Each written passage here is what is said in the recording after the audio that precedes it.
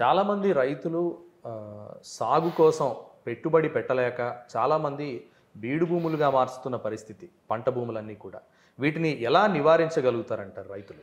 సాగు చేసుకోలేక బీడు భూములుగా ఎందుకంటే ఉండిపోతున్నాయి. రైతులకి తగిన గిట్టుబాటు ధర రాకపోవడం, టైంకి వాళ్ళు పర్చేస్ చేసుకునే వ్యవస్థ మన దగ్గర లేకపోవడం వల్ల ఇది జరుగుతుంది. అందుకోసమనే రైతులను ఎప్పుడూ వాణిజ్య పంటల వైపు, ఆర్గానిక్ ప్రొడక్ట్స్ వైపు ప్రోత్సహించి వాళ్ళకే కాంపిటీషన్ క్రియేట్ చేసి వాళ్ళని డైరెక్ట్గా అమ్ముకునే విధంగా వాళ్ళని తయారు చేయాలి. ఆ తయారు చేసే విధానమే ఈ రైతు సదస్సు యొక్క ముఖ్య ఉద్దేశం. అది మనం చేస్తాము. గవర్నమెంట్ సపోర్ట్ వస్తుందని అనుకుంటున్నాను నేను.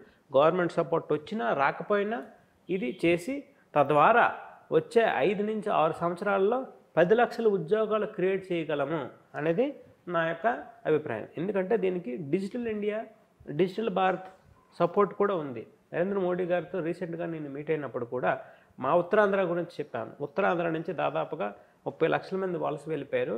మాకు బుండేల్ఖండ్ తరహాలో ఉత్తరాంధ్రకు మాకు స్పెషల్ ప్యాకేజ్ ఇస్తే మంచిదా అని చెప్పేసి, అలాగే ఆంధ్రప్రదేశ్ మొత్తానికి మనం రూరల్ ఎంప్లాయ్మెంట్ క్రియేట్ చేయడం ద్వారా we can retain our culture and hereditary.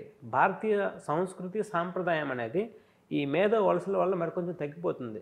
ఇప్పుడు మనం ఎక్కడికో వలస వెళ్ళిపోయాము, ఇక్కడ మనం ఉన్నాము, మన తాతలేమో అక్కడ ఉన్నారు. మనకు పుట్టిన పిల్లలకి మన తల్లిదండ్రులకి ఆ సంస్కృతి సాంప్రదాయం అనేది రావడం లేదు. అందుకోసమనే నేను భారతదేశానికి రూరల్ ఎంప్లాయ్మెంట్ చాలా అవసరం.